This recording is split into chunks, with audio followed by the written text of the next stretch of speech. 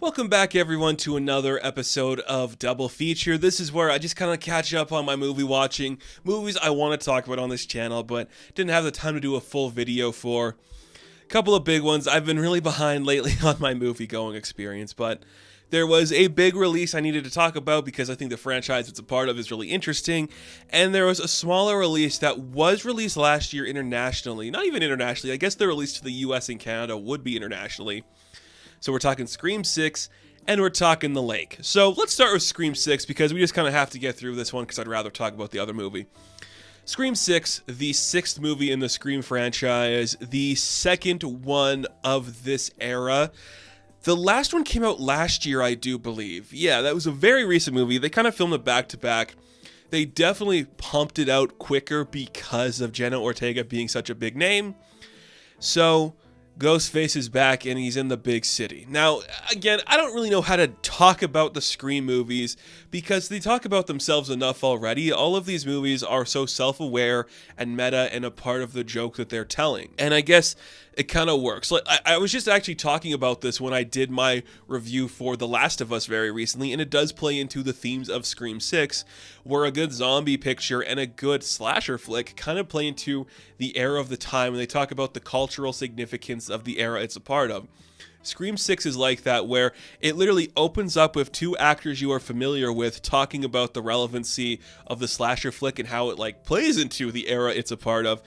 The two best actors in the picture, actually. Like, I don't want to sell anybody short, but when Samara Weaving is on screen, she is acting circles around everybody, and she's on screen for maybe 2 minutes. It's impressive. So, we're in the big city. The cast of the last one, we have Samantha Loomis, who is the daughter of Billy. Just so you know, she's the daughter of Billy. He'll appear in a weird flash, not even a flashback scene. They'll put him in a strange wig, and she'll be looking in a glass frame of something, and he'll be like, "It's me, your father, you're a villain too." She's also related to Jenna Ortega, and I'm not going to call her character's name because this is a movie that is heavily Jenna Ortega featured. Yes, that was the plot of the last Scream, but because she is so popular now, they've definitely added a lot of stuff for her to do. I'm just going to say it, I have nothing against Jenna Ortega as an actress.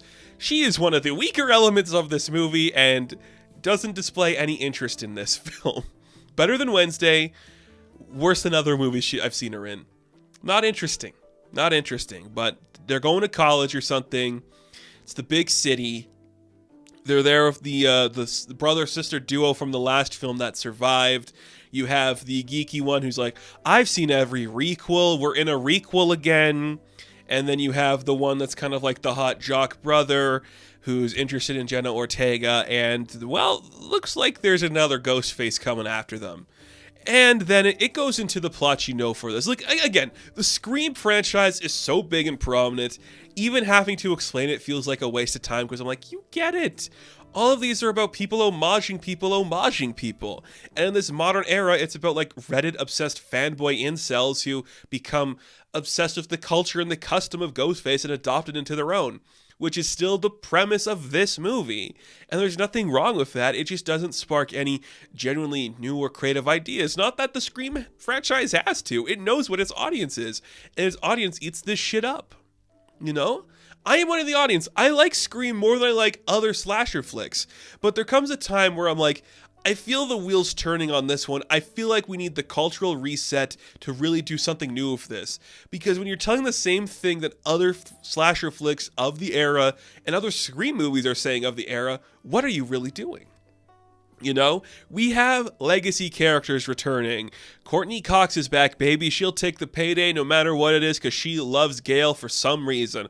Gail has one of my favorite scenes where she actually hangs up a phone on Ghostface. I thought that was fun.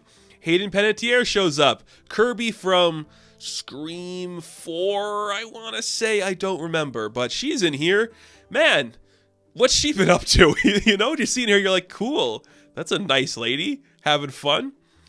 And then it's just violent, you know? It is graphic. Not too graphic. It is a mature enough rating where I wouldn't show it to a young person, but there's worse things of the era than this. The characters do survive a lot of the time. I don't think there's any, major disasters that take place for any of the main characters.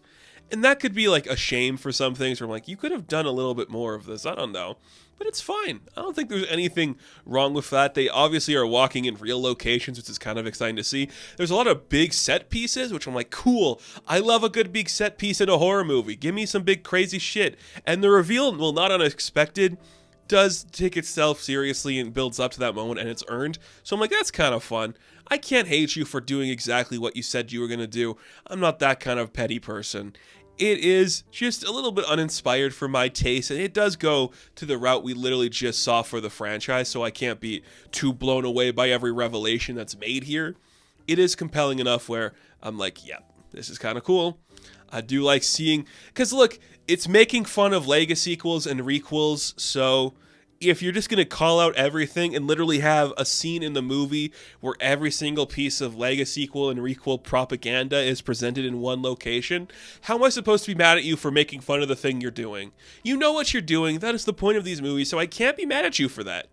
What I can be mad at, though, is just saving people who were clearly stabbed multiple times for the sake of what exactly? I don't know. All I know is this movie made a buttload of money, has really important cast members now, which is surprising. There's a core four, and the core four are some of the best actors in the horror game right now, which is kind of weird to say. And just the legacy. Yeah, you know what you're signing up for. It's meta, it's smart. I cannot say it's a bad script. It's not a bad script. It's a strong enough script that it gets the point across well. I enjoyed it more than I thought I would. I liked other horror movies this year more.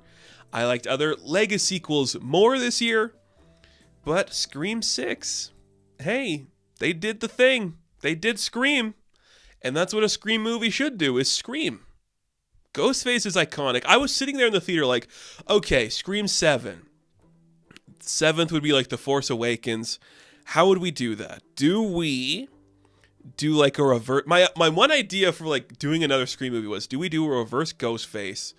And it's like a white cloth with like a black mask, and he's like a hero. And I'm like, that's stupid, but do it. Give us like a good Ghostface. Maybe that's what Samantha becomes. Good Ghostface. Interesting movie. Strange movie. I recommend watching it. If you're going to go see one big movie now, I would say it should be Scream 6. So, Scream 6, the requel, sequel, whatever you want to call it, I'm going to give a 6 out of 10. Now let's jump over to another world I'm excited to explore, because we are talking about The Lake. Have you heard about this movie? I saw a poster for it months ago, and I'm like, okay, that's a big creature coming out of the water. I know nothing about this. Can't wait to see when that's going to be released. It is a Thai-China production, so it's from Thailand and China, and it's not a big movie. It's about 90 minutes, 93 of credits. And it's just, what if there was a lake and the lake had a monster? Now, I'm a sucker for a good kaiju. Daddy loves his big monsters. This movie checks a lot of boxes for me. People in a pandemic or just scary situation running amok, opening doors and yelling at people on phones. It has big goopy monsters. It has things that look like fish but aren't actually fish. And it's got a hot inspector not sure how to handle a situation. That's a lot of boxes checked for me. But here's the other thing. This is, simply put, a Godzilla ripoff. It is just a small Godzilla. And what I mean by that is, okay, we have our core lead humans. One of them finds an egg. The egg is important to the lake creature. The lake creature emerges from the lake, terrorizes a city, and goes back into the lake once it's recovered its child and its life. Pretty interesting. There is some weird connection between like one of the leads and like the monster and like how this all goes together, so he has to make a big sacrifice. But it's a Godzilla plot. I mean, why not? You know, why not? Do a Godzilla plot. Who am I to say no to that? I love a good Godzilla plot. One of my favorite things is a Godzilla plot, so I can't hate that. It's just cool to see. Like, we got some really interesting camera movements in this, a lot of shaky cam, a lot of there's a bunch of people in this thing. Huge crowds of people just standing around, looking at stuff, yelling at people, just chanting, kill it, kill it. It looks great. There's a huge sequence of a bunch of people running through like bushes and shrubbery while we're just seeing like this weird creature attack them. It looks cool. It looks dope. Every lead has moments in there. I saw what I'm going to assume is a bad translation of the subtitles because there was definitely key words missing from them. But you get the point across well. It is very well conveyed in the emotions of the actors. You have the brother and sister combo who become intrinsically connected to the beast. You have like this weird like weather guy who's with his girlfriend and the girlfriend just like helps him with stuff. You have a really hot inspector who shows up. Like, those aren't normal tracks. It could be a crocodile, but why would a crocodile walk on its hind legs? Then he has to save his daughter, and he's like, I don't know what I'm doing with my life, and doesn't really do anything else after that. And I like that, you know? What are you realistically gonna do? What I love about this movie is just like, we failed. Whatever was about to happen, we did not stop it in time. We did not save any of this. It kind of just resolved itself because one guy figured shit out. That's what it is. And I'm like, then the government just kind of lied about like, yeah, we were filming a movie. Like, what? No, people are dead, sir. It's interesting. And it's like, we had to lie to the public to keep them safe. But it's like, no, people are dead. And the hot inspector's pissed off about it because he lost his entire family, you freaks. It's kind of cool. It's fast. It doesn't slow down for you. You got to go with it and run with it. People just running about, running to generals. The general's like, let's go. It's so good. And the monster design. Love me a good monster design that just looks like a big fish, crocodile, turtle thing. I love a combination of craziness. A big goopy mouth with a bunch of like weird spiny, spiky teeth. A weird flippy tail thing. It's got weird shoulder blades. It's got stupid eyes. The eyes look so goopy. And here's the thing. There's more than one monster. There's a little baby one that's running around, and it's like, it's a predator kind of thing. It's like if you combined a xenomorph with a predator and Gamera. You know Gamera, right? I don't have to explain that to you. And you shoved that together, and then it just like went after people in a lake. And then its mom is like, what if it was like a 30-foot creature that is just a big old monster crocodile? And I'm like, yeah, that's it. That's it. You got me. You got me. I'm on board for it. And it looked great. I can't complain about any of that. It looked great. Silly movie. I know we're supposedly getting another like Toho Godzilla movie this year, but if we don't get another big monster flick premiering this year, which I don't know if we will, The Lake's not a bad one. It plays the tropes well. It has interesting stuff going on screen. Not bad. It's not bad. So, The Lake, I am going to give a 6 out of 10. Now, thank you all for watching this rendition of Double Feature. Be sure to like and subscribe to the channel. As always, you can check me out on Instagram, TikTok, and Hive. And I will catch you in the next one.